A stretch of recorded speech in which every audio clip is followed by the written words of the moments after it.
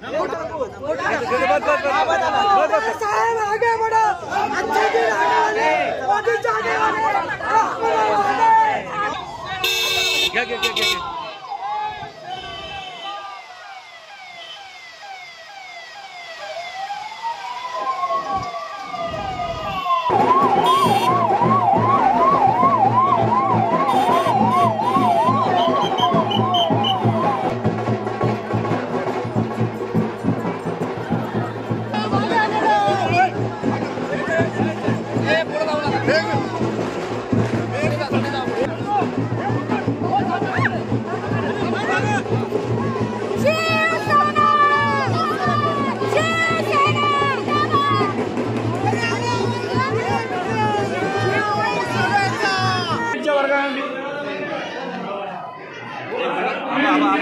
समोर जात त्या साईडला जात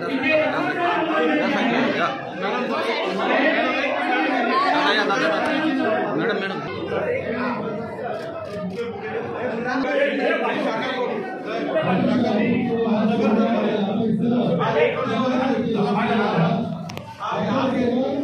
साहेबांना विनंती करतो की त्यांनी छत्रपती शिवाजी मॅडम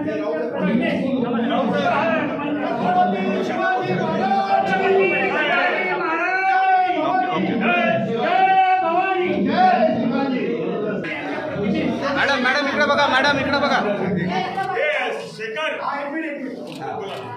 मॅडम इकडे बघा.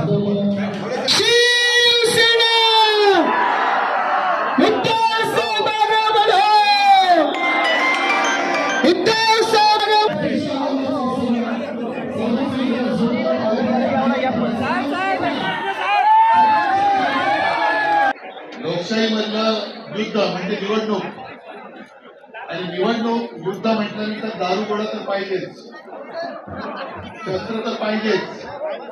माझी शस्त्र किती लखलखती आहेत आणि दारूगोळा किती मजबूत आहे, ठासून भरलेला आहे, तो आज मला दिसतोय. आणि या माझ्या सगळ्या शस्त्रांसोबत गद्दारीचे गुरुच काही टिकतील असं मला वाटत नाही. या लोकसभा मतदारसंघात गद्दारांची घराणेशाही गाड्याला आलेली आहे. काही काही फेरं चालतात, मंदिरं साफ करतात. आता मंदिरं मी आता ऑनलाईन आता काय हल्ली बातम्या फार इकडच्या तिकडे फार पटापट जातात. एकतर इलेक्ट्रॉनिक चॅनल सगळे आहेत, मोबाईल आहेत आणि बातम्या पटकन पसरतात. मला एक फोटो मी बघितला, आपले लिंडे दिल्लीमध्ये गाडी दुसरं व्यवस्थे आहेच, इकडे धुळीभांडी करतात, पण आज मंदिर साफसफाईचं खरं करतात. नाटक होता उत्तम फोटो बघा, चकचकीत लादी आहे, चकचकीत ती घाण करतायत स्वतःची पावलं उमटून. ही सगळी होतात काय, ही सगळी नाटकं आहेत. काल सुद्धा प्रधानमंत्रीजी काळाराम मंदिरात आले, त्यांनी साफसफाई केली. आनंद आहे, या निमित्ताने का होईना मंदिरामध्ये जातायत, साफसफाई करतायत. आपण 2018 साली जाहीर केलं होतं की आम्ही अयोध्येला जाणार आणि गेलो, शिवजन्मभूमीची माती घेऊन तिकडे गेलो राम जन्मभूमीला, आणि 1 वर्षाच्या आत थंड बसण्यामध्ये पडलेला तो खटला होता, तो सर्वोच्च न्यायालयाने घेतला आणि आपल्या बाजूने मंदिराच्या बाजूने निकाल दिला.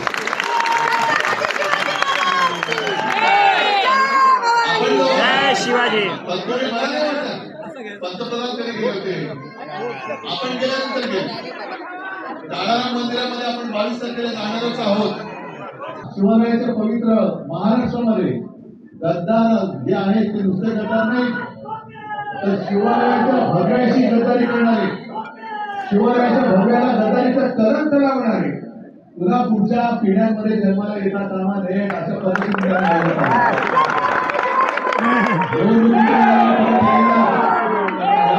कामाला लागा. आपला जो निष्ठावंत उमेदवार तुम्हाला मी देईन, होय आता मी निष्ठावंत देणार आहे, गद्दार देणार नाही, देणार नाही.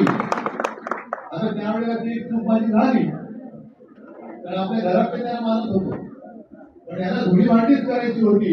बोलले सुरतेला गेले, गुवाहाटीला गेल्यानंतर रोज दिल्लीची धुळी मांडणी करतात, म्हणून त्यांना त्याच्यात नवीन नाहीये.